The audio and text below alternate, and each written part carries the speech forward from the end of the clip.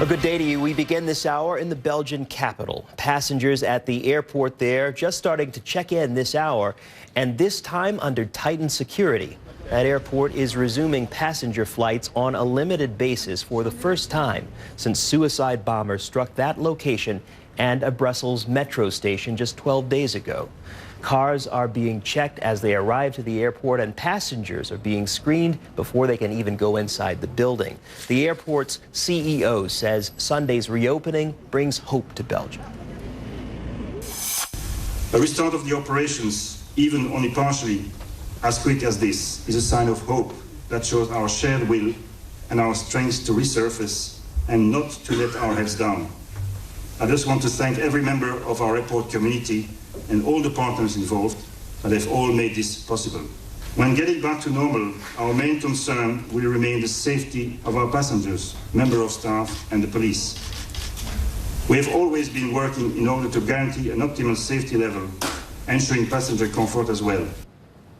CNN is live in Brussels. Alexandra Fields joins us now at the airport there. Alexandra, it's good to have you. So what is the mood, given that this airport is about to reopen, but at this time the security is much tighter? Sure. If you think about the fact that 2 weeks ago, George, they were doing 600 flights a day in and out of this airport, and you are down to 3, it's obviously an altered and changed kind of experience. There'll be very few people going into and out of that airport. They just started letting the cars through, but people were being met by police as they drove into the airport earlier.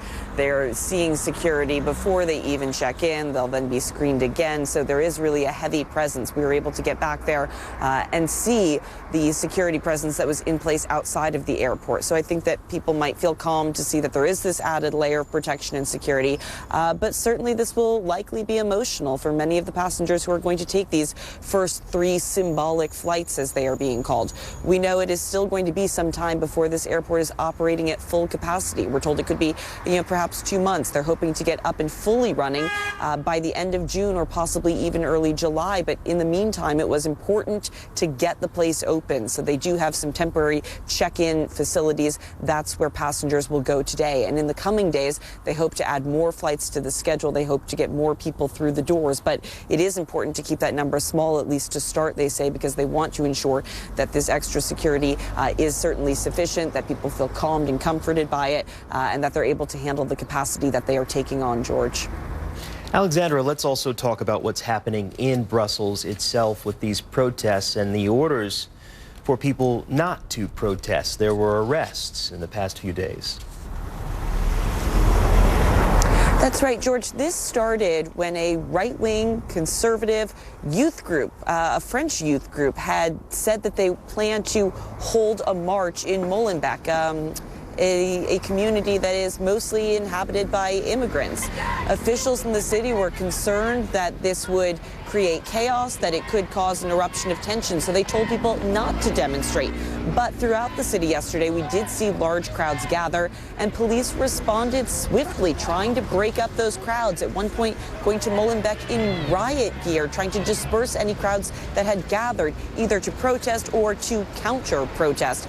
They even came in with crowd control vehicles. We saw the same thing, a heavy police presence coming in when a crowd gathered at Place de la Bourse, which has been the area where the victims have been memorialized for nearly 2 weeks now. About 140 people were taken into detention for refusing to disperse despite those police orders. We're told this is an administrative charge. It meant several hours of detention and a fine of up to 250 euros. But it certainly underscores the point that city officials were trying to make earlier in the week when they said they just do not want these demonstrations right now. They do not want the tension. They do not want the chaos. And they also do need to provide security and support services for the ongoing investigations that are happening related to the attacks that took place in this city, George. Alexandra Field live in Brussels for us. Alexandra, thank you so much for your reporting, and we'll stay in touch with you. Now we move on to that